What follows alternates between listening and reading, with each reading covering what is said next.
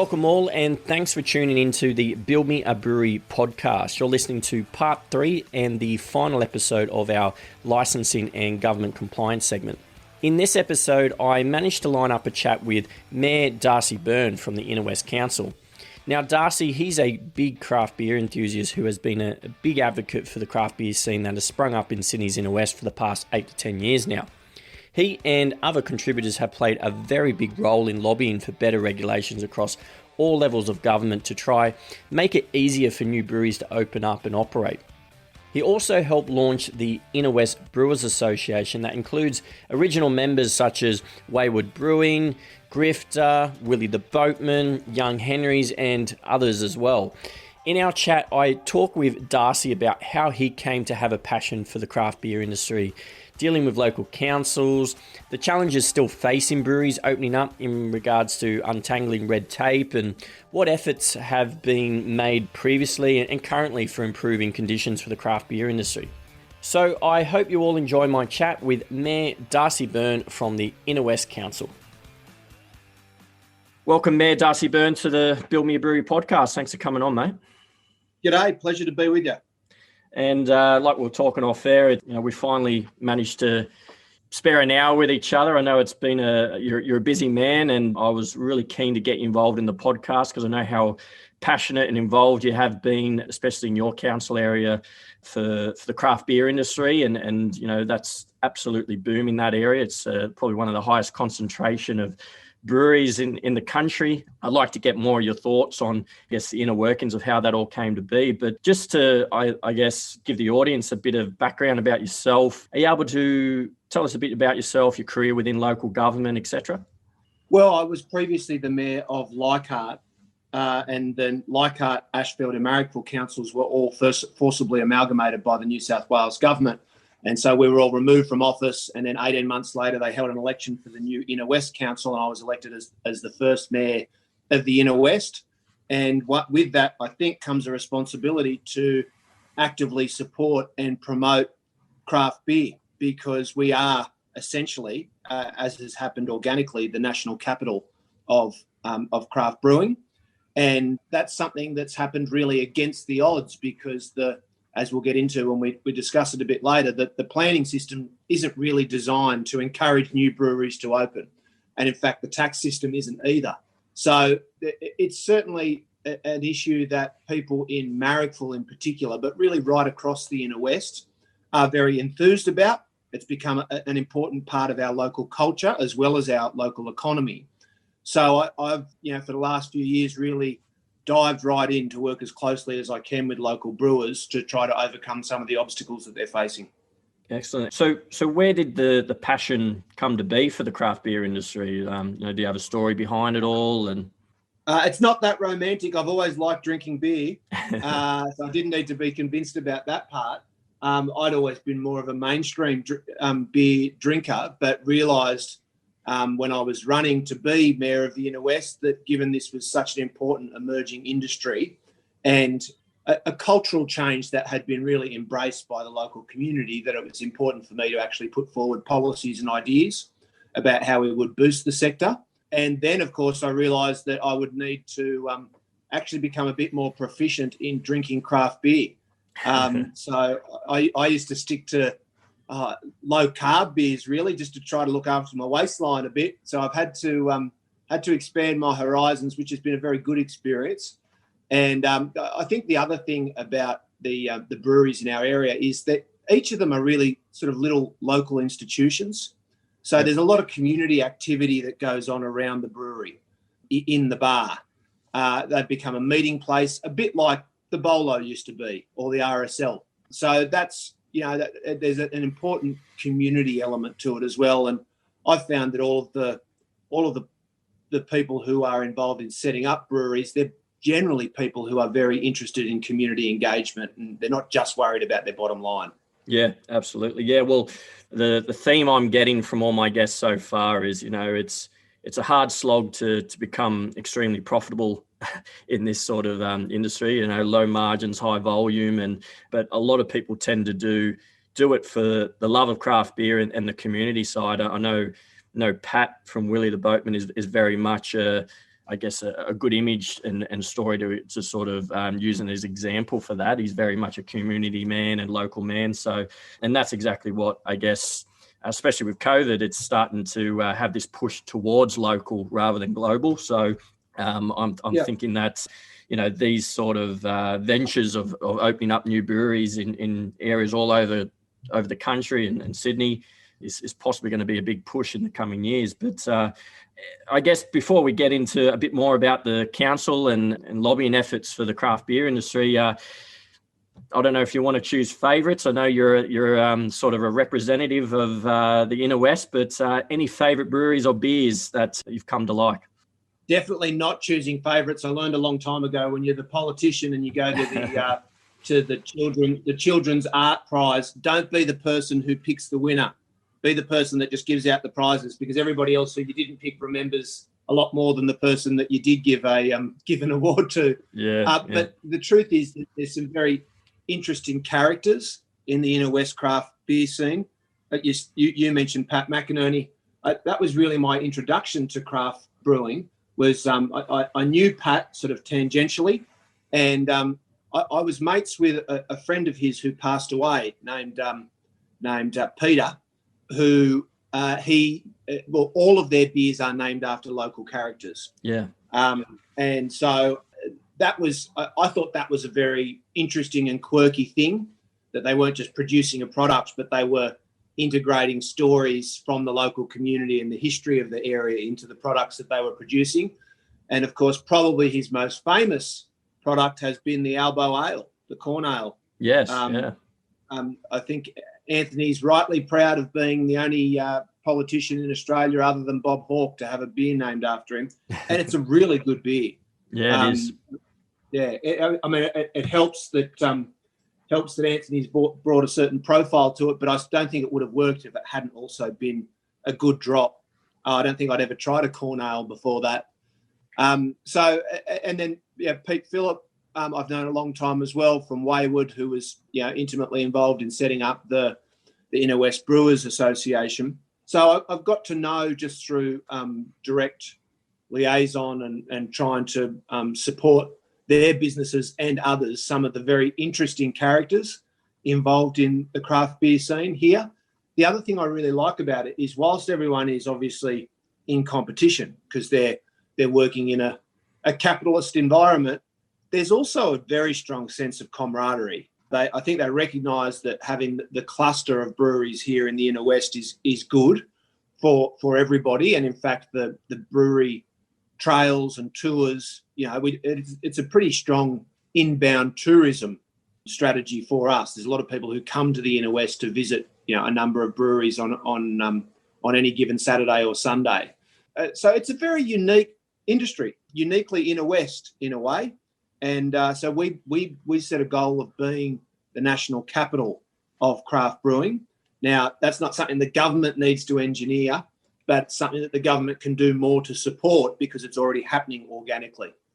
Yeah, well, and that was a good lead into my next question, because I recall reading that you famously said back a couple of years ago, I think it was 2018, that you want the Inner West to be for craft beer what the Hunter Valley and the Barossa are to Australian wine. So, and I know that the Inner West Council has played a very big role in pushing for better local and state government reform within the craft beer industry. So are you able to, I guess, talk about what some of these major reforms or that I guess that you've made for the industry, not just for the Inner West, but I'm sure it's reverberated in other council areas and states? Well, the central problem is that the planning laws aren't set up to cater for craft breweries. The planning legislation is very complicated and arcane, and it was written at a time when craft breweries didn't exist. So we'd been basically, each brewery that had been coming into what was formerly Marrickville Council and then the Inner West Council, there's only a couple outside of the Marrickville area, one of which is Wayward. Each brewery that had been coming in had been going through their own arduous process of trying to work out how they could get a DA approved. And of course, their approval doesn't just depend upon council, but upon the liquor regulator as well, and the police. And so it's very, there's that.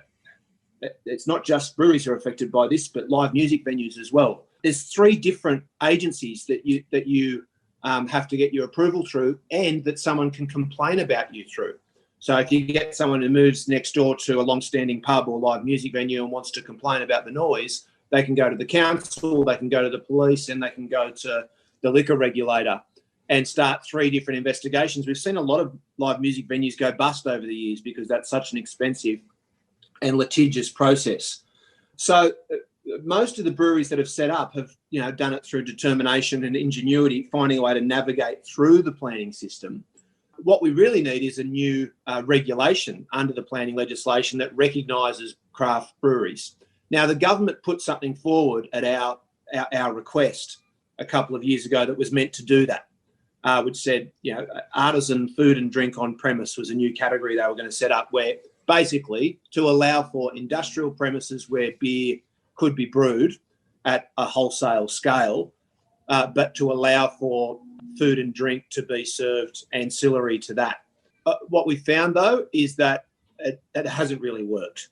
I'm not aware of a single application so far that's actually, most of the brewers who've been trying to open have been trying to use that new SEP that's what it's called, under the state planning legislation, but it hasn't resulted in approvals. And in fact, I'm registered to speak tomorrow at a planning panel meeting in support of an application from White Bay Brewing, which is a new brewer that's set up in Balmain, just down the street from the White Bay Power Station, just across the road from the Bald Rock Hotel.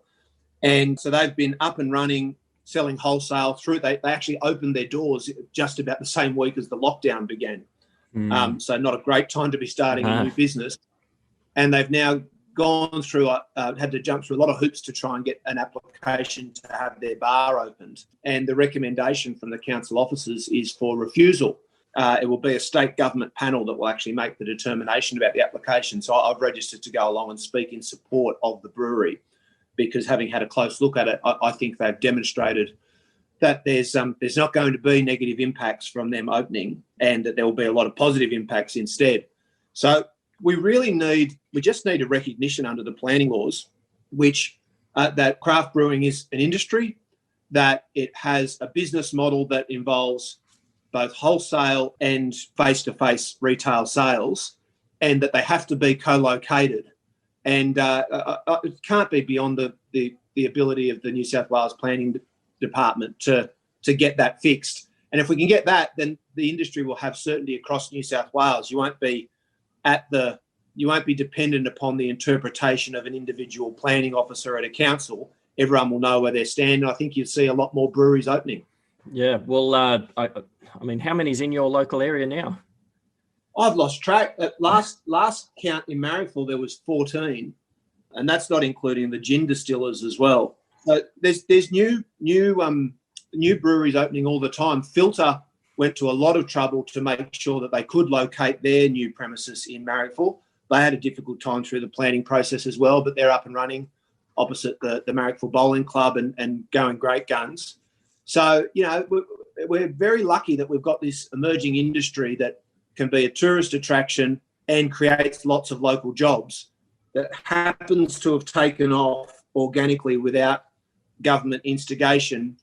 We just now need to modernise the way that local and state government approaches the sector so that we don't hinder it and get in the way.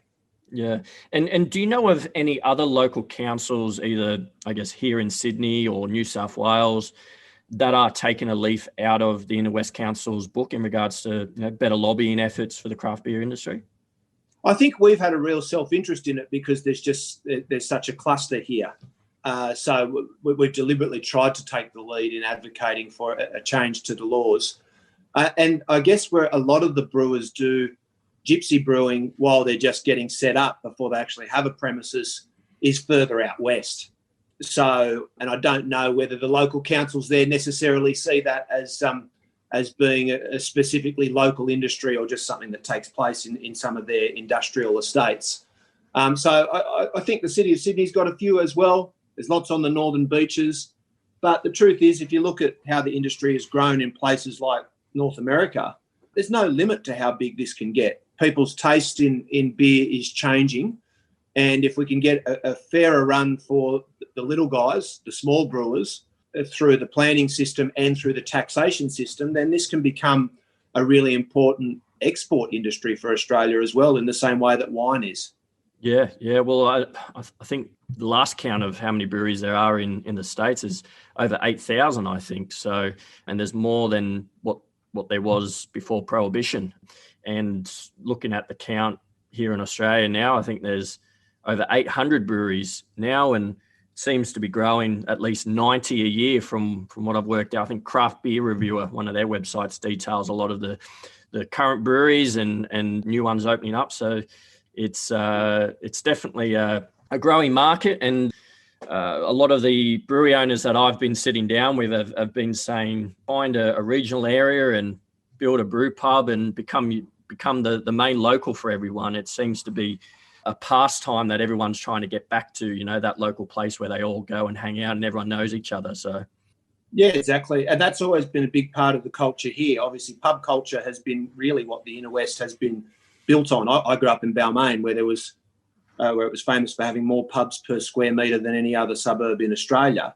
So the pub was really a bit like your lounge room. That's where you would go to see friends and family, and that's the value of living in a place like the Inner West. You can walk up the street, go to the pub, or walk up to the main street, and there's fun, vibrant, interesting things going on. You run into people spend time with them in the public domain. And the breweries have sort of just integrated into that existing heritage and history and have become, I guess, the next phase of that. Well, and if we've got time later on in the interview, I'd like to get a bit more of your thoughts on the traditional Aussie pub versus the emerging craft beer scene. So, because I've had a couple of guests come on saying it's a bit of a dying pastime, the Aussie pub, and craft breweries are starting to become the new thing for families to sort of go to and spend their weekends. So, but like to get a couple of your comments on that. So, I guess just moving into, the nitty gritty of our conversation, Darcy, and a lot of my conversations with other brewery owners, the common theme amongst them has been that the local council process can be the most challenging and somewhat time-consuming aspect of any brewery's journey to eventually opening. And I know you've touched on a couple of the reasons why, but are you able to sort of walk us through, some of the main categories or main steps that aspiring brewery owners need to sort of go through in the planning process of council? Well, I guess the first thing is finding a premises, and there's fewer and fewer industrial premises left in the Inner West. One of the reasons that Marrickville has been the hub is because there's still large swathes of industrial land in Marrickville, whereas in the former Leichhardt municipality, for example, so Leichhardt, Balmain, Lilyfield, Annandale, Rozelle, there's almost no employment lands left. Basically, state governments over a long period of time have rezoned industrial sites for residential development, which lots of them are lovely places to live, but we're rapidly approaching a situation where you're not going to be able to find anywhere to go and get your car fixed at a mechanic's, and there's no locations for new businesses that actually make things to be able to set up. In Marrickville, that land in the Sydenham precinct has been protected, and that's where you find most of the breweries are located in and around Sydenham Station and Marrickville, St Peters, Tempe. It'd probably be a 2 kilometre radius where you'd find almost all of those breweries. So finding the right location is a challenge, and then approaching council, trying to, as I said, make use of the existing planning laws, which are not designed to allow for the opening of craft breweries. There's essentially no provisions written into them that recognise the status of craft breweries. So most traditional industrial operations, there's no allowance for serving food and drink. That's the crux of the problem. Mm. And if you were running an automotive factory, you don't need that. But if you're running a brewery, in the same way that if you were operating in the Hunter Valley selling wine, you need to have both components to your business. You need to produce in an industrial way, but you also need to be able to open your doors and have the local community come in to taste your products. So to be fair to the council officers, I think there's been lots of examples of where they have been trying hard to make the planning controls work, and the brewers, because they've been so most of them are just so passionate about getting open, and they've got a dream that they want to bring to life.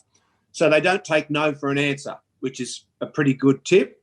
What I think they do find very frustrating, though, is because the laws are so convoluted and arcane, then often the advice that they get right at the start of the process, when you go in for, say, a pre-DA to talk about, here's this premises I've got, here's what I'm looking at doing, the advice that they get then, if later on that advice changes or they find out that they have to get a lot more reports done, consultants' reports, acoustic reports, social impact assessments, all of those sorts of things, the cost really starts to add up. So I was talking before about White Bay Brewing.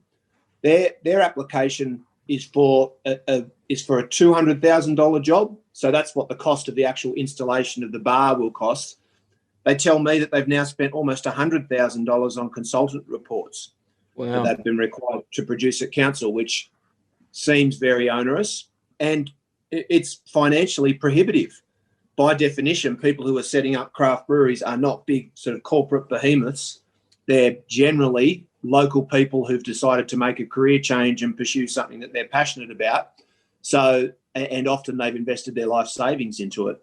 So that uncertainty, not knowing when your application will be approved, not being able to guarantee from the start of the process what it will cost you to undertake the approval, that's the thing that I think really gets people down. And I'd hoped that when the state government, in response to this problem, because it's not just a problem in the Inner West, it's right across Sydney and New South Wales, they introduced this new planning control which recognised artisan food and drink on premise as a legitimate use under the planning laws for an industrial premises. But for reasons that I'm not an expert in it, so I won't pretend to explain why, but that you only have to look at the scoreboard. It hasn't worked.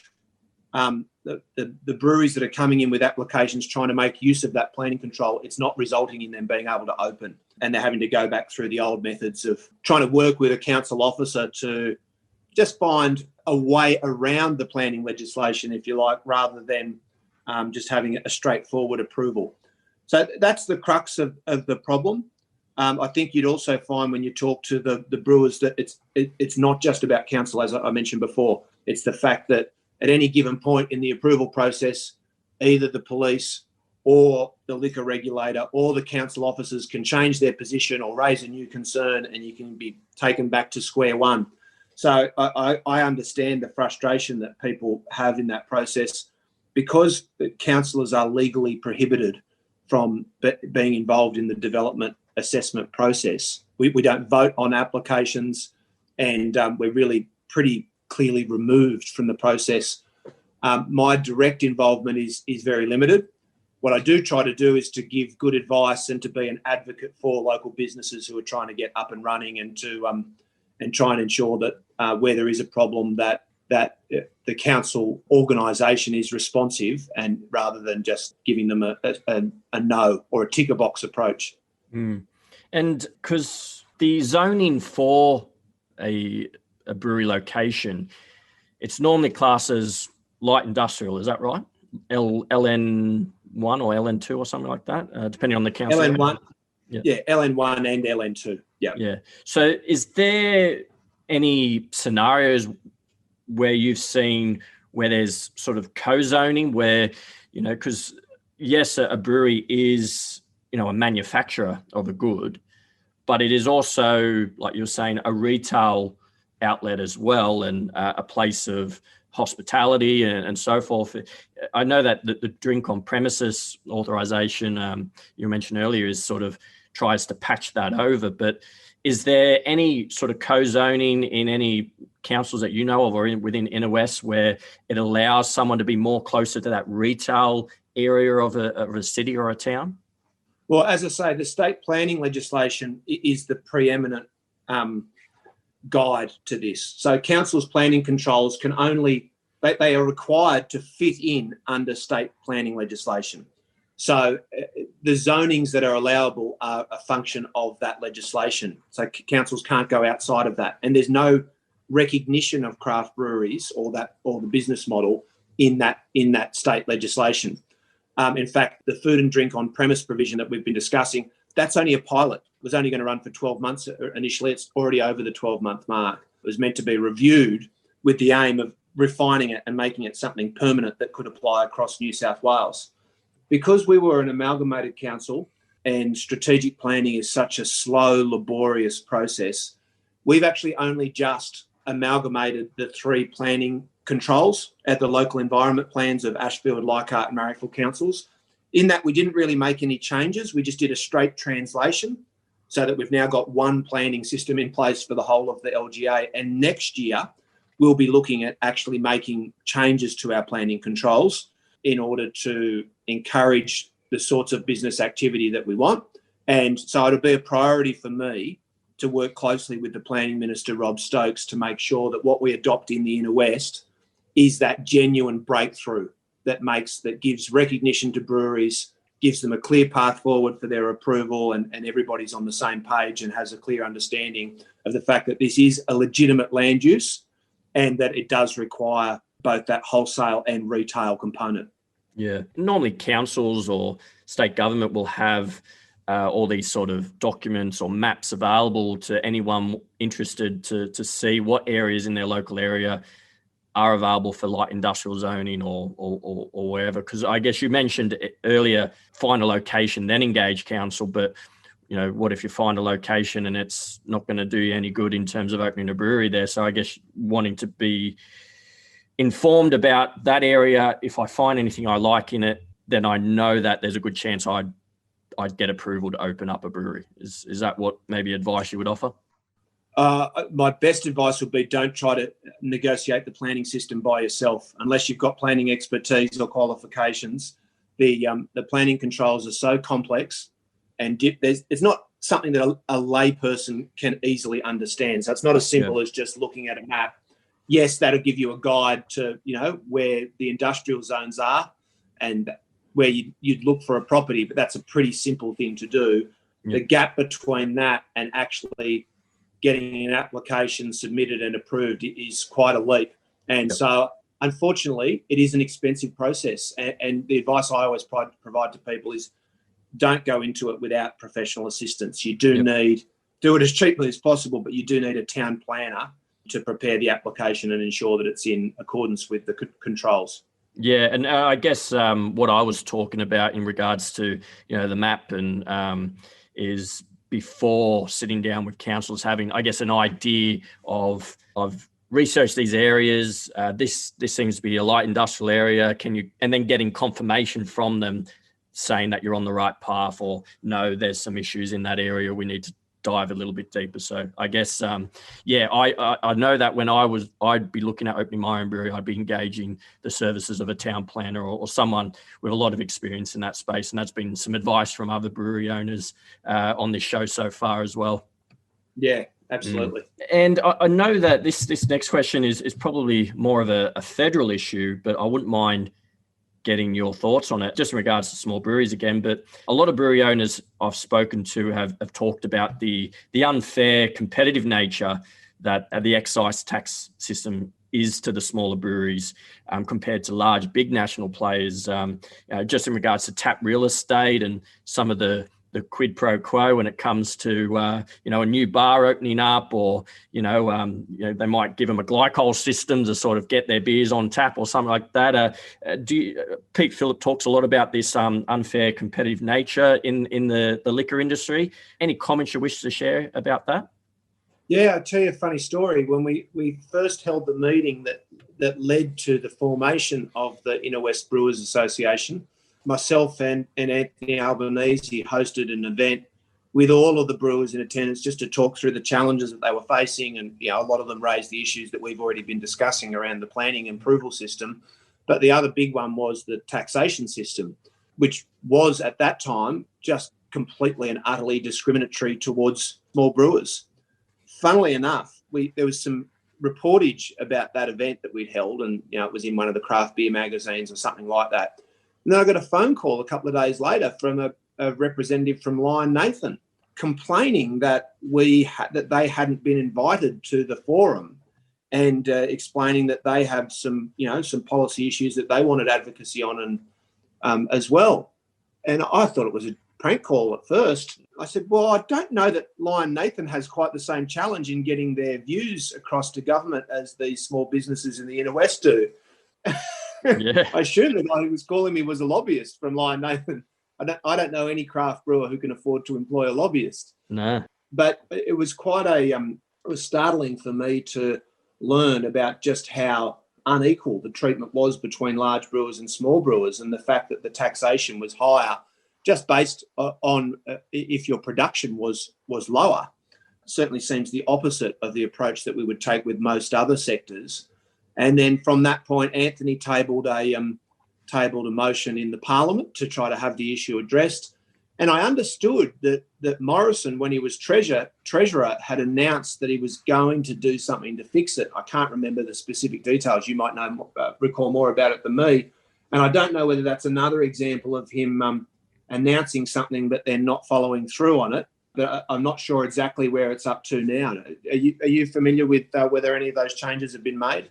No. I know that Radio Brews News follow a lot of that tap real estate and the tax excise system when it comes to the big players to the smaller guys. So I tend to follow a little bit of what they sort of commentate on. But I know that there is some steps towards making it a bit more fair and democratic when it comes to bars allowing small breweries to have a couple taps on it at one time. And I think there was, I don't know if it was the IBA that put forward that they were deeming it to be almost to the point where it was unethical of being able to give it some sort of kickback to a pub owner or publican, $20,000 investment in their bar or their draft system in exchange for complete dominance of all their taps. You know what I mean? And it was basically phrased that was anti-competitive nature. And yeah, it sounds like something like a mafia also, sort of story of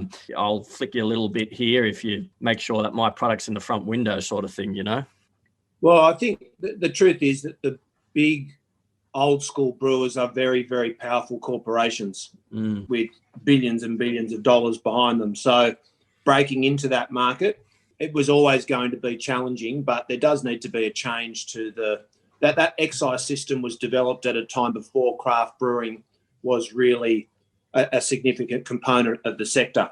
So, that taxation, those taxation arrangements do need to be updated and made fairer. One good thing in the Inner West, though, is that sort of monopolistic practice where Lion Nathan, for example, or another one of the big corporates might seek to block out other smaller brewers from being able to get their beers on tap. That just doesn't work here. In fact, if you're a local pub in the Inner West and you don't have at least some of the local beers on tap, you're going to see it's going to hurt you commercially because people will stop coming into the pub. It's become that sort of central component of the culture here now. So I can't think of, I visit quite a few pubs and I can't think of any that don't stock any local brewers at all. And there's some of them now, lots of them, where it's predominantly local brewers that you'll find on tap there. Yeah, well, I guess I was talking to another guest in an earlier episode where the further you seem to get out of the city, like the more suburbia areas of the city, is where you start to see more of that, dominance from the big boys. There's a lot of artisan type culture in the sort of metropolitan areas of most cities. And, especially in those Newtown, Marrickville areas, the culture has changed and flipped on its head. And the big boys are finding it hard. They're even starting to purchase their own little craft breweries and, trying to call them independent, but we all know who really owns them and who operates them. But especially out in my area, Coca-Cola buying a bit like Coca-Cola buying out all the other soft drinks over the years. Yeah. Well, I think they've even got Yenda Pale Ale is one of theirs. That's starting to be. That's all in your Silver Spurs and Lone Stars and all your major restaurant chains. So that just came out of nowhere, and only a big boy like Coca-Cola can make that happen. So, but. Yep.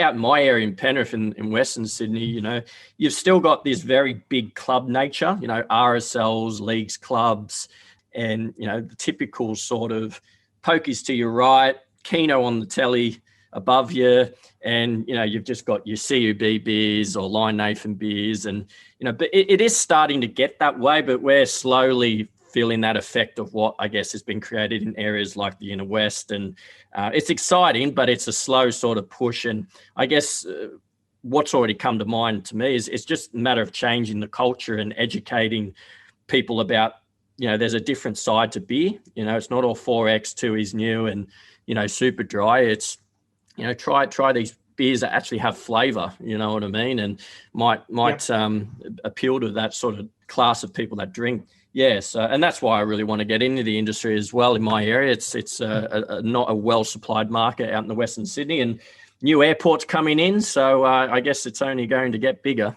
Yeah, that's right, and I think it's also a big opportunity in lots of regional towns where that are highly dependent upon tourism. There's lots of successful examples already, but be a smart thing for state and federal governments to do to encourage the proliferation of more local breweries, because they generate local jobs, they help to contribute to attracting tourists, and they become a part of the local culture, a gathering place, as we've already discussed. So I'd be great if we want to continue to go from strength to strength in the Inner West, but it'd be great if the incentives and the systems were put in place by government so that we saw more and more small breweries opening throughout the suburbs and the regions, each with their own local identity and local following. Yeah, absolutely. Just moving on to, I guess, I know a lot of the conversation has been a lot of industry insights as well as the council process, but I always like to hear my guests' views and opinions on the industry and the future of the industry, and where do you see craft beer in the future in the next 5 to 10 years, not just in the Inner West, but across the country? Well, I think we've got to aim at the export market. There's just such an enormous opportunity there, which you can already see. Well, you can see in what's happened with China over the last week, where they've turned off the tap from Australian wine exports. Whilst that has been very damaging, not pointing to that as a positive thing, it shows you just how big Australian wine has become in China. And when you've got a market of 1.5 billion people, if you can get any kind of foothold in that, there's enormous export opportunities and a lot of money that can be made for Australia.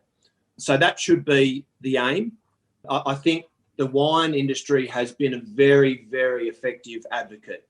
So, they're down in Canberra all the time lobbying the politicians. Everybody knows how important the wine industry is to the Australian economy.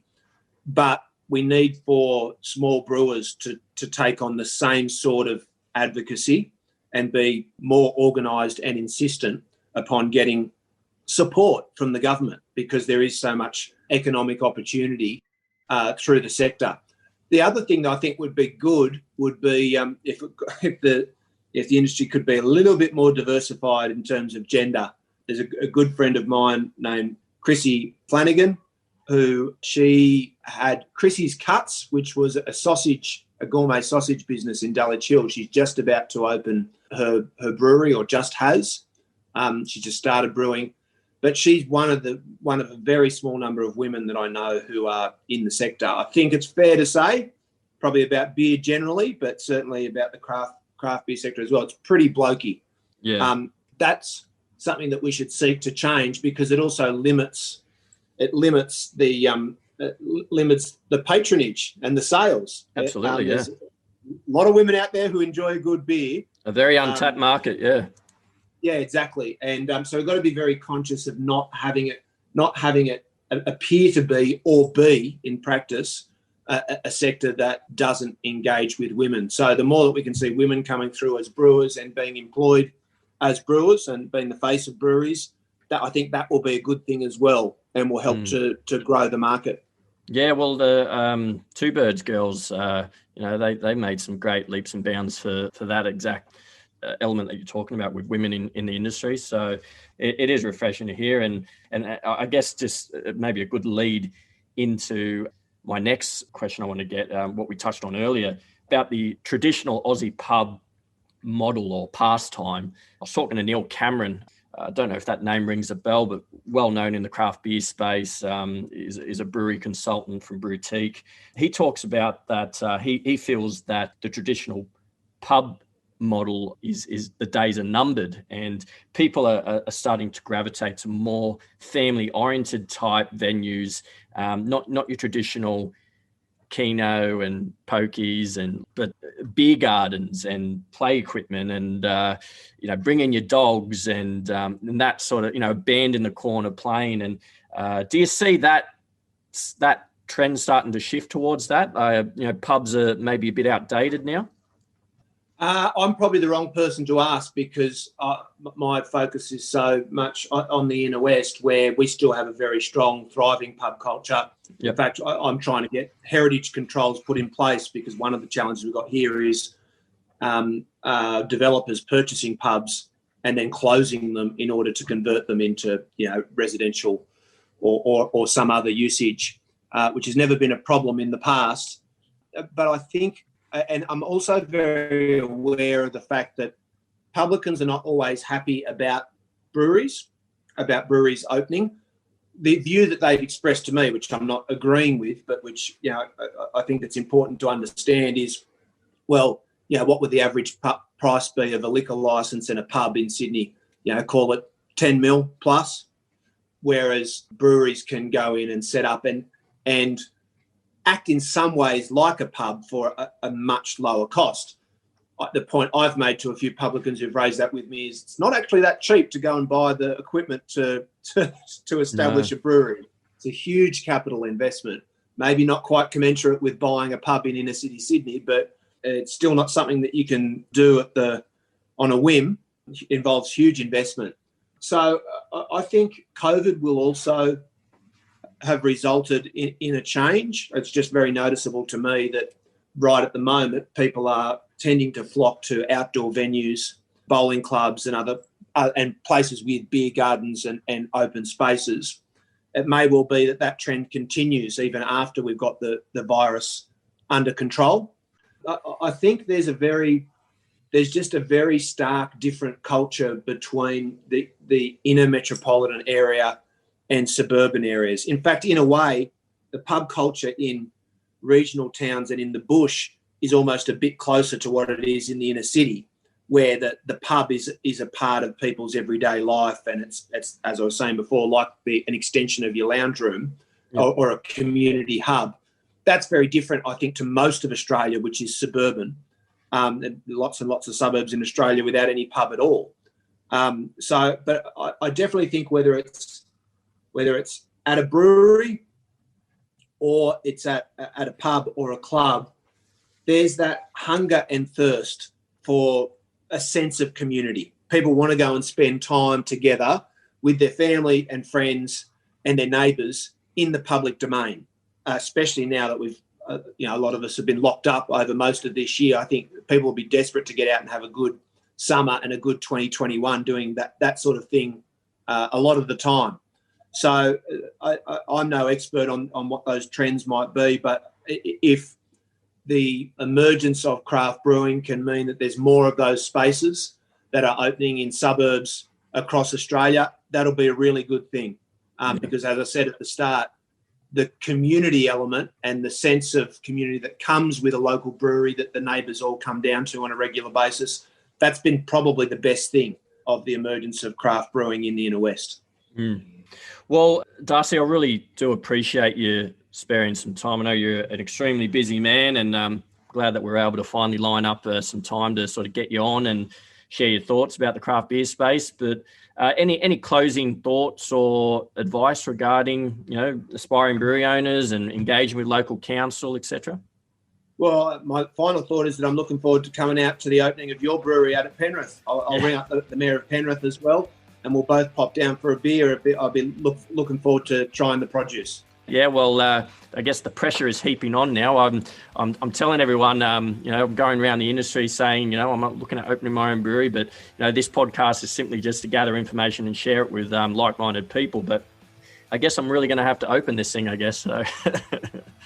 That's the good thing about going out and announcing your intention to do something good. Exactly. You put the pressure on yourself to make it happen. Exactly. But, thanks again, Mayor Darcy Byrne, for coming on the Build Me Brewery podcast. Beauty, thanks for your time.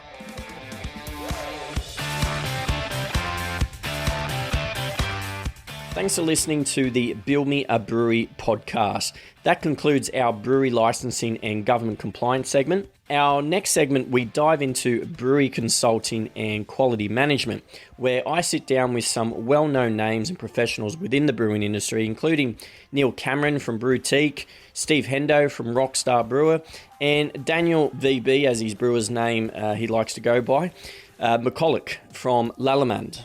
As always, if you are liking the podcast so far and find the content useful, please give us a follow and rating on whatever platform you're listening on. Also, follow us on all our social media handles, as well as visiting our website, www.buildmeabrewery.com.au. Much more complimentary content will be coming your way if you sign up to our mailing list. I'm Chris Hayton, your host, and this is the Build Me a Brewery podcast.